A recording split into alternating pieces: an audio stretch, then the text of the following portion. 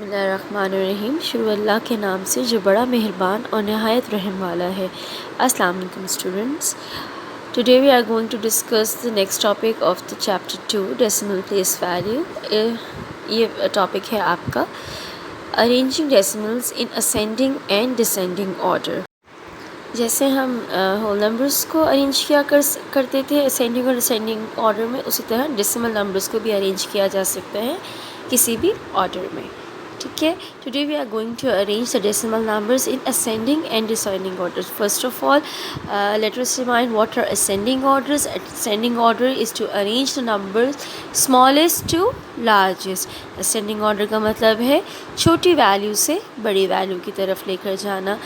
इसी तरह descending order बिल्कुल वाइस वर्सा है। It is to arrange the numbers from the largest value to smallest, बड़े से छोटे नंबर की तरफ लेकर जाना। ठीक है, और बेटे डेसिमल को ऑर्डर में लिखना क्या होता है? ऑर्डरिंग डेसिमल का मतलब होता है कि आप डेसिमल वैल्यूज़ को कंपेयर कर रहे हैं और उनको या तो आप इंक्रीजिंग ऑर्डर में लिख रहे हैं या डिक्रीजिंग ऑर्डर में लिख रहे हैं। अगर आप इंक्रीजिंग ऑर्डर में लिख रहे हैं that would be the ascending order, और अगर आप डिक्रीजिंग ऑर्डर में लिख रहे हैं that would be the descending order. ठीक है, अब इनको सॉल्व किस तरह करना है, डेसिमल्स को कंपेयर किस तरह किया जाता है? तो सबसे पहले बेटे फर्स्ट ऑफ ऑल हम लोग होल नंबर पार्ट जो होता है उसको कंपेयर करते हैं। अगर आपके पास कोई वैल्यूज़ गिवन है तो सबसे पहले आप कंपेयर करते हैं उनके होल नंबर, और उसके बाद आप कॉरस्पॉन्डिंग प्लेसेस जैसे कि डेसिमल नंबर पार्ट से उसको आप कंपेयर करते हैं। लेकिन सबसे पहले आप होल नंबर्स देखेंगे, होल नंबर कंपेयर करेंगे। अगर होल नंबर से बात नहीं बनती तो फिर हम डेसिमल प्लेस वैल्यू पे जाएंगे। ठीक है, और उसके बाद उसको रीराइट कर देंगे अकॉर्डिंगली। जी बेटे, अब आपकी एक्सरसाइज है ए जो आपकी बुक में गिवन है।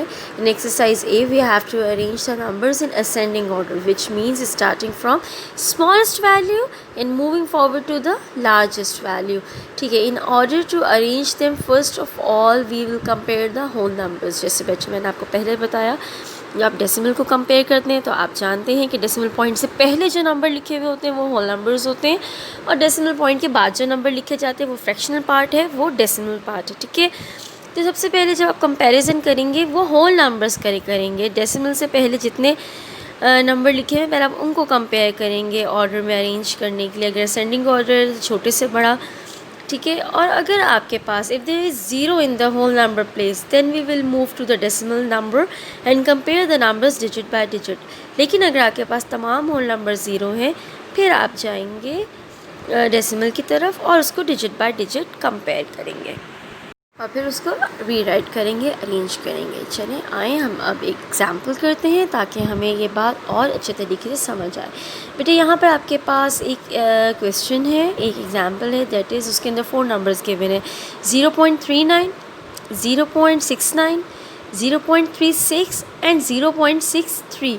ठीक है, अब मैंने आपको जो सबसे पहली बात बताई, जो सबसे पहला रूल है वो क्या है? First of all we will compare the whole numbers. तो बेटे आप देख सकते हैं कि इनमें होल नंबर्स कौन से हैं? डेसिमल पॉइंट से पहले जो होते हैं सारे नंबर्स वो होल नंबर्स कहलाते हैं। तो आपके सामने स्क्रीन पे जितने भी होल नंबर्स हैं जो डेसिमल पॉइंट से पहले लिखे हुए हैं वो है 0। ठीक है, आपके सामने मैंने रेड से उसको सर्कल किया है, all whole numbers are just 0। तो 0 को तो कंपेयर करने का फ़ायदा ही नहीं है, ठीक है ना, वो तो सब में 0 है। तो now what we have to do is there is 0 in each number we will move to the decimal part. अब हम क्या करेंगे? डेसिमल पार्ट पे मूव कर जाएंगे बेटे, और उसके बाद देखेंगे कि कौन कौन से डिजिट्स हैं। इसको आपने अब डिजिट बाय डिजिट कंपेयर करना। जी बेटे, पहले में देखिएगा कि आपके पास 0 के बाद है 0.3, नेक्स्ट में है 0.6, उसके बाद है अगेन 0.3 एंड अगेन 0.6। अब तो जो आपके पास 0.3 है उनको मैंने येलो से हाईलाइट किया है, और जो 0.6 है बेटे वो आपके पास मैंने ग्रीन से हाईलाइट किया है। इसका क्या मतलब है? There are 2 values of 3 and 2 values of 6। As 6 is larger than 3 we will compare 3 first. आपके सामने 2 वैल्यूज़ 3 की हैं 0.3 की, और 2 वैल्यूज़ 0.6 की हैं। बेटे आप इसको असेंडिंग ऑर्डर में अरेंज करें तो हम छोटे से बड़े की जानिब जाएंगे। ये बात तो हमें अच्छी तरह मालूम है कि 6 जो है वो 3 से बड़ा होता है, लिहाजा हम 0.6 वाली दोनों नंबर्स को एंड में कंपेयर करेंगे। पहले हम कंपेयर करेंगे 3 के वैल्यूज़ में। अच्छा बेटे, अब जो आपके पास 3 है वो तो दोनों सेम है, ये तो एक सी बात है। ये कैसे फैसला होगा कि कौन सा नंबर बड़ा है कौन सा छोटा? We have to move to the next digit. अब हम 3 के बाद वाले डिजिट पर आ जाएंगे बेटे, और जब हम 3 के बाद वाले डिजिट में आएंगे तो वो आप देख सकते हैं, मैंने उनको येलो से हाईलाइट किया है। एक की वैल्यू है 0.39 और दूसरी जो 3 वाला डिजिट है उसकी वैल्यू है 0.36। अब मुझे बताइएगा कि आपके पास 39 बड़ा है या 36 बड़ा है? बेटे आपके पास 39 बड़ा है, इसका मतलब है 0.39 इज़ लार्जर देन 0.36। तो सबसे स्मॉलेस्ट वैल्यू कौन सी हुई? आपके पास सबसे स्मॉलेस्ट वैल्यू हुई 0.36। उसके बाद सेकंड वैल्यू हो गई आपके पास 0.39। ये दो का तो फैसला हो गया। अब आपने जज करना है 0.6 वाली दो नंबर्स को, उसको भी अब आपने यही करना है कि आपने उसके नेक्स्ट वाले डिजिट में मूव करना है और कंपेयर करना है कि 0.6 के हवाले से कौन सी वैल्यू बड़ी है।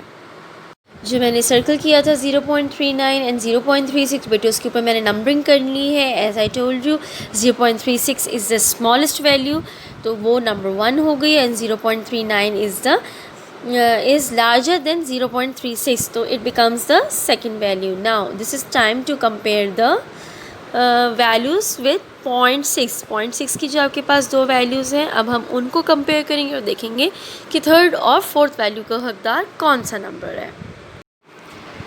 जी, अब आपके पास आ गया, एक है 0.69 और दूसरे में है 0.63।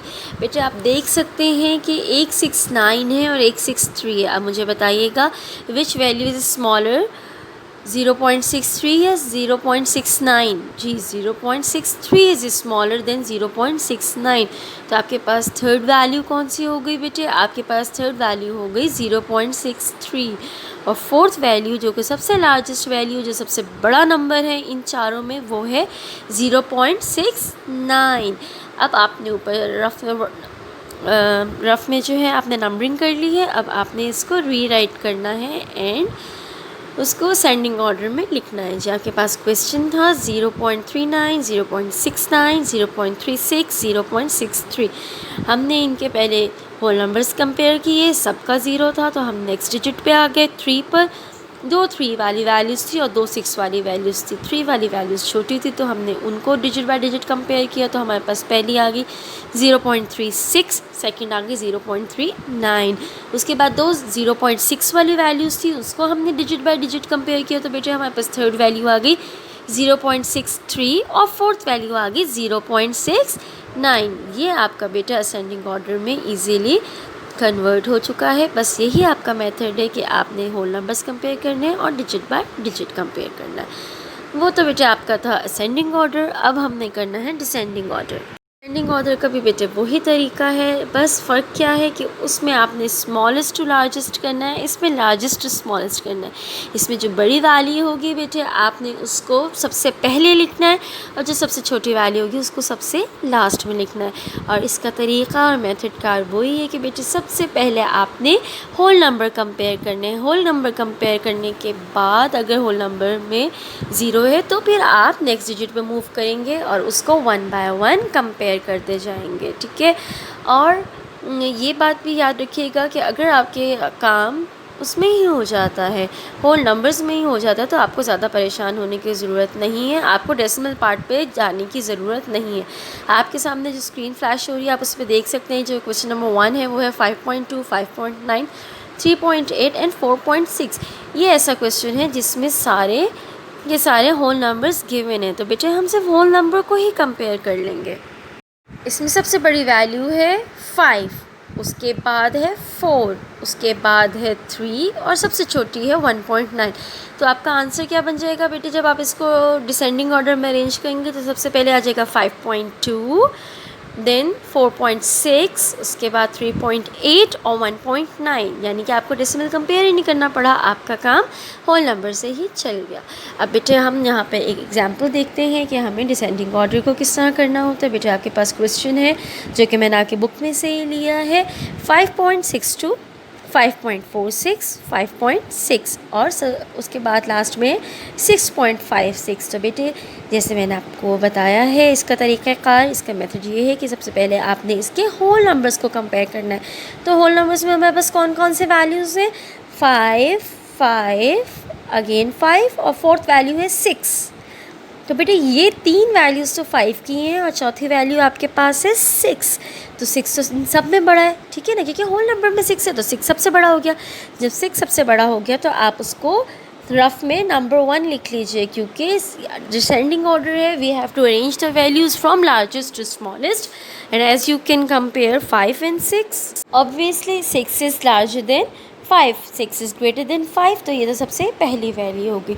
अब बेटे आपके साथ प्रॉब्लम क्या है कि जो बाकी 3 वैल्यूज़ बची हैं उनके तो तीनों होल नंबर सेम हैं, तीनों में 5 है। तो अब हमें डेसिमल पार्ट की तरफ मूव करना पड़ेगा। We have to move to the decimal part. अब डेसिमल पार्ट में आप देख सकते हैं कि 2 वैल्यूज़ में 6 है, 5.6 एंड 5.6, जिसको मैंने येलो से एनसर्कल किया है, आउटलाइन किया है। एक रेक्टेंगल है, वैसे सर्कल तो नहीं है, तो आउटलाइन किया है। ओके, वो दोनों तो 6 है, वो सेम है। और जो थर्ड वैल्यू है दैट इज़ इन रेड, वो है 5.4, ठीक है ना।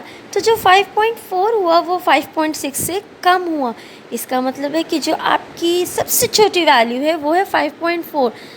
तो आप क्या करेंगे कि रफ में 5.4 को फोर्थ वैल्यू कंसीडर कर लेंगे। एज यू कैन सी कि 6.56 is the largest value as the whole number is 6, so we have write 1 on it because this is the largest value, and 5.46 is the shortest and the smallest number, my mistake, not shortest, smallest number. So we have write 4 in the rough to mention the smallest value, ठीक है। अब आपके पास 5.6 और 5.6 में कड़ा मुकाबला है। 5.6 और 5.6 तो सेम है। इन दोनों को जांचने के लिए हम क्या करेंगे, नेक्स्ट डिजिट की तरफ मूव करेंगे। अब बेटे जब आपने नेक्स्ट डिजिट की तरफ मूव किया तो आप देख सकते हैं कि फर्स्ट वैल्यू में 5.62 है, ठीक है, आउटलाइन विद येलो, और सेकंड वैल्यू में 5.6 नथिंग है। नथिंग का क्या मतलब है बेटे? अगर उधर कुछ भी नहीं है तो उसका क्या मतलब है कि उधर ज़ीरो है। अगर उधर कुछ भी नहीं है इसका मतलब है ज़ीरो है। तो मुझे बताइएगा 2 बड़ा है या ज़ीरो बड़ा है? इसलिए 2 इज़ ग्रेटर देन ज़ीरो। तो बेटे फिर अब हम इसको कैसे अरेंज करेंगे कि हमारे पास 5.62 जो वैल्यू थी वो हमारे पास सेकेंड वैल्यू हो गई, और 5.6 जिसके एंड में ज़ीरो है जो कि शो नहीं किया हुआ वो हमारी थर्ड वैल्यू हो गई, और 5.4 वो तो सबसे छोटी वैल्यू है, उसको तो पहले ही हम रफ में फोर्थ वैल्यू लिख चुके हैं। अब बेटे आपके पास क्या बचा है? अब हमारे पास जो है सिर्फ बचा है इसको रीअरेंज करना, इसको ऑर्डर में लिखना। और हम कौन सा ऑर्डर करें बेटे? हम डिसेंडिंग ऑर्डर करें। सबसे पहले हम क्वेश्चन लिखेंगे। हमारा क्वेश्चन था 5.62, 5.46, 5.6 एंड 6.56। तो जब हमने होल नंबर कंपेयर किया तो सबसे पहली वैल्यू थी 6.56, तो सबसे पहले आ गया 6.56, और फिर हमारे पास आ गई 5.62, उससे छोटी 5.6, और सबसे छोटी वैल्यू है बेटे 5.46। ये मेथड है आपका डिसेंडिंग ऑर्डर में अरेंज करने का। असेंडिंग के भी वही रूल्स है, डिसेंडिंग के भी वही रूल्स है, बस असेंडिंग में आपने छोटी से बड़ी की तरफ लेके जाना है और डिसेंडिंग में आपने बड़े से छोटे की तरफ लेकर आना है बेटे। इस लिहाज से आपका असाइनमेंट नंबर 4 ये है कि आपने एक्सरसाइज ए करनी है, उसके 10 क्वेश्चन है, और आपने एक्सरसाइज बी करनी है, उसके 12 क्वेश्चन है। पेज नंबर 17 और 19 पे वैसे जो मैंने आपको क्वेश्चन दिया है होमवर्क, उसके अंदर मैंने काफ़ी सॉल्व करके दिए हैं ताकि बच्चों को आइडिया हो जाए कि हमने कैसे इनको कंपेयर करना होता है और कैसे अरेंज करना होता है। तो बेटे यही आपका जो है वो कंपैरिजन का है। इसके बाद जो आपकी एक एक्सरसाइज बच जाती है वो है राइट द, जो आपके लेस देन और ग्रेटर देन के जो साइन होते हैं एलिगेटर साइंस वो हैं, वो बेटे वो भी मैंने आपको काफ़ी सॉल्व करके दिए हैं, और अब वो आपको अटेम्प्ट करना और इजी हो जाएगा क्योंकि आप जानते हैं कि आपने कैसे डिजिट्स को कंपेयर करना है। पहले होल नंबर्स कंपेयर करने हैं, और अगर होल नंबर सेम हो या होल नंबर ज़ीरो हो तो आपने नेक्स्ट डेसिमल पार्ट पे मूव कर जाना है, ठीक है। तो ये वाली एक्सरसाइज कर लेने के बाद वो वाली एक्सरसाइज आप असेंडिंग और डिसेंडिंग वाली एक्सरसाइज कर लेने के बाद आपको कंपैरिजन वाली एक्सरसाइज बहुत इजी लगेगी। उसमें से भी मोस्टली क्वेश्चंस मैंने सॉल्व किए हुए हैं, उसको देखकर भी आपको अच्छी तरीके से आइडिया हो जाएगा कि आपने कैसे अटैम्प्ट करने हैं। बेटे wish you all the very best luck. ये जैसे आपके हमने फ्रैक्शंस के बेसिक्स किए थे, ये डेसिमल के बेसिक्स है। एक बार आपको डेसिमल के बेसिक्स आ गए तो फिर आपके लिए डेसिमल इंशाल्लाह बहुत आसान हो जाएगा। होमवर्क आपने वैसे ही लूज शीट्स पे अटैम्प्ट करना है। ये सारी एक्सरसाइजेस और कंपैरिजन वाली एक्सरसाइज भी आपने लूज शीट पे अटैम्प्ट करनी है। Don't use your book in copy. Wish you all the luck. अल्लाह हाफिज़।